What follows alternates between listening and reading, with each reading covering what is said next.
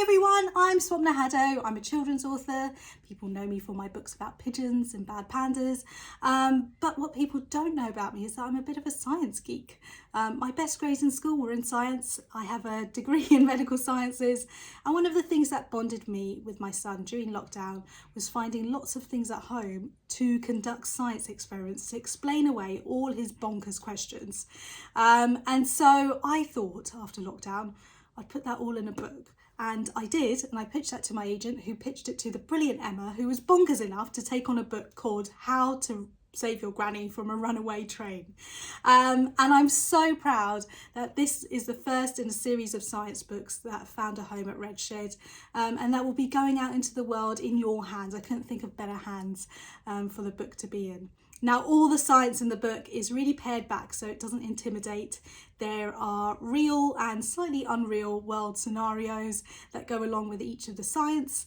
And there's an experiment for kids to do at home with their grown-ups or in their classrooms. And it's absolutely jam-packed with illustrations from Jess Bradley, who is the brilliance behind Squid Bits in the Phoenix comic. Now, I just want to say a huge thank you, and I thought I'd do that with a bit of science. Only seemed fitting.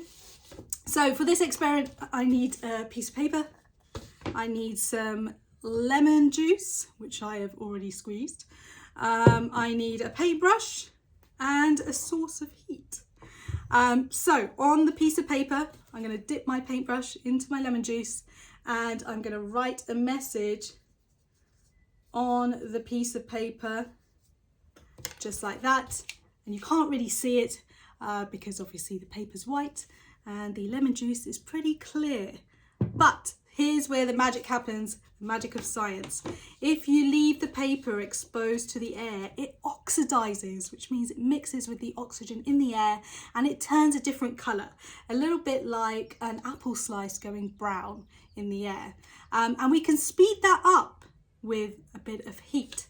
So I'm going to take the piece of paper, here we go, I'm going to hold it over the light bulb because the light bulb is pretty hot. I'm going to show you the light bulb there, and I'm going to keep holding it over the piece of paper until we get our message, which is right here, and I hope you can read that. It says thank you, because I'm super grateful that you guys are taking this book out into the world. Again, I can't think of better hands to have this book. I can't wait for 2025. Hurry up, December. And then we can take this book out into the world. Thank you. Bye.